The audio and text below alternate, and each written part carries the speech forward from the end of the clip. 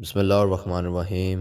السلام علیکم ناظرین، آج کی اس ویڈیو میں ہم بیان کریں گے امام علی علیہ السلام کا فرمان کہ کون سی لڑکی یا لڑکا شادی کے لیے بہتر ہے۔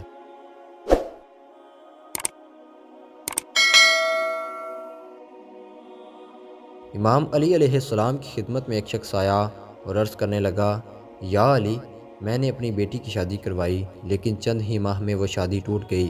آج کل لوگوں کا پتہ نہیں چلتا، بظاہر تو بڑے اچھے لگتے ہیں لیکن رشتے رکھنے کے بعد اصل چہرہ ظاہر ہو جاتا ہے۔ کیا کوئی ایسا عمل نہیں ہے جس سے ہم شادی سے پہلے یہ دیکھ سکیں کہ یہ لڑکی یا لڑکا شادی کرنے کے قابل ہے یا نہیں؟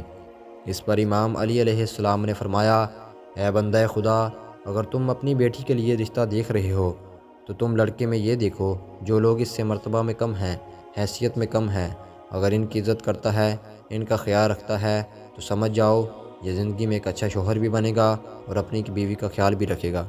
لیکن اگر جو رتبے میں اس سے بڑے ہیں ان کی تو عزت کر رہا ہے لیکن جو مرتبے میں کم ہیں ان کا احساس نہیں کرتا تو سمجھ جانا کہ یہ انسان تمہاری بیٹی کے لیے صحیح نہیں ہے۔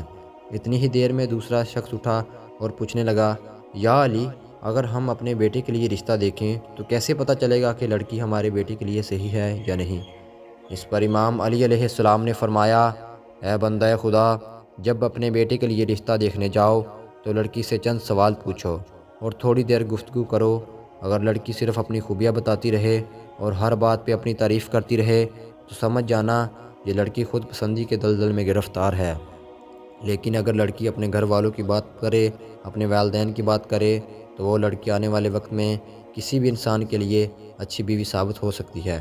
اور اگر کوئی انسان ان دونوں اعمال کے بعد بھی گھبرانے لگے اور فیصلہ نہ کر سکے تو وہ گھر آ کے 27 مرتبہ سورۃ الکوثر پڑھے اور سو جائے۔ اگر خواب میں خوشحالی یا وہ لڑکا اچھے لباس میں نظر آئے یا وہ لڑکی اچھے لباس میں نظر آئے تو وہ انسان سمجھ جائے کہ یہ رشتہ مبارک ثابت ہوگا۔